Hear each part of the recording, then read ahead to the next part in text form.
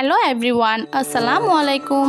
Welcome to my channel recipes by Nishi. মাত্র একটি ডিম দিয়ে আজকে তৈরি করব সকাল ও বিকালের একটি পুষ্টিকর ও স্বাস্থ্যসম্মত নাস্তার রেসিপি। আজকের রেসিপি প্যানকেক। বাসায় কোনো অতিথি এলে কিংবা সকাল বিকালের নাস্তায় ঝটপট তৈরি করে নিতে পারেন এই প্যানকেকটি। সহজ ও নিত্য নতুন রেসিপি পেতে আমার চ্যানেলটি সাবস্ক্রাইব করে রাখুন। আপনাদের কাছে একটি রিকোয়েস্ট, রেসিপিটি ভালো লাগলে একটি করে লাইক করে দিন এবং পরবর্তীতে কোন রেসিপিটি দেখতে চান তাও জানাতে পারেন কমেন্টসের মাধ্যমে। চলুন দেখে নিই প্যানকেক তৈরি করতে যা যা লাগছে।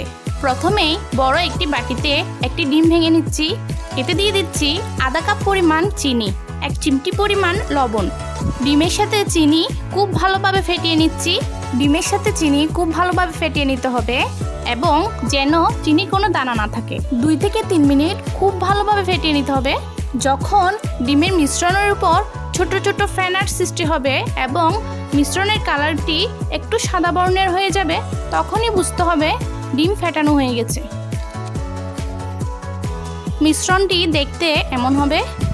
এরপর একটি চাটনিতে নিয়ে নিচ্ছি 1.5 কাপ পরিমাণ ময়দা, 1 চিমটি পরিমাণ খাবার সোডা। এখানে আমি ডিমের মিশ্রণের উপর ময়দা ভালোভাবে চেলে নিয়েছি। এরপর গরুর দুধ দিয়ে দিচ্ছি। এখানে আমি আধা কাপের থেকে একটু বেশি গরুর দুধ নিয়েছি। অল্প অল্প করে দুধ দিয়ে ডিমের মিশ্রণের সাথে ময়দা আলতো হাতে ভালোভাবে মিশিয়ে নিতে হবে।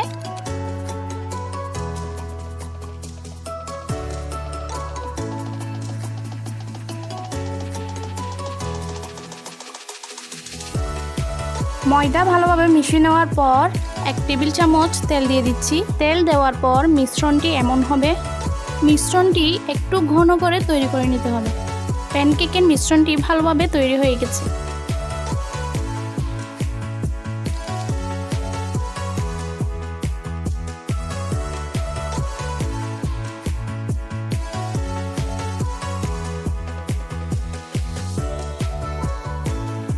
এবার চুলার মিডিয়াম আছে একটি ফ্রাই প্যান বসিয়ে ভালোভাবে গরম করে নিচ্ছি।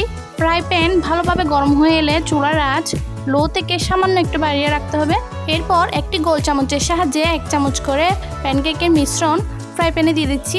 কিছুক্ষণ পর প্যানকেকের মিশ্রণের উপর অসংখ্য ছিদ্র দেখা যাবে। ঠিক তখনই প্যানকেকটি উল্টে দিতে হবে। প্যানকেকটিতে সুন্দর একটি কালার চলে আসলে তুলে নিতে হবে।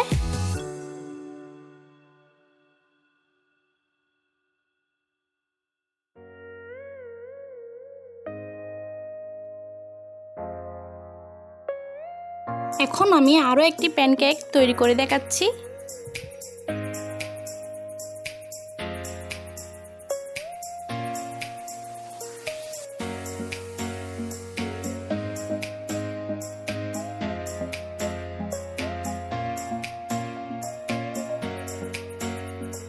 এভাবে আমি প্রতিটি প্যানকেক তৈরি করে নিয়েছি। আমার এই রেসিপিটি ফলো করে বাসায় একবার হলেও তৈরি করে দেখুন এই মজাদার প্যানকেকটি। আশা করছি ব্যর্থ হবেন না। এমন আরও সহজ রেসিপি পেতে আমার চ্যানেলটি ঘুরে আসতে পারেন। Thanks for watching. আল্লাহ হাফেজ।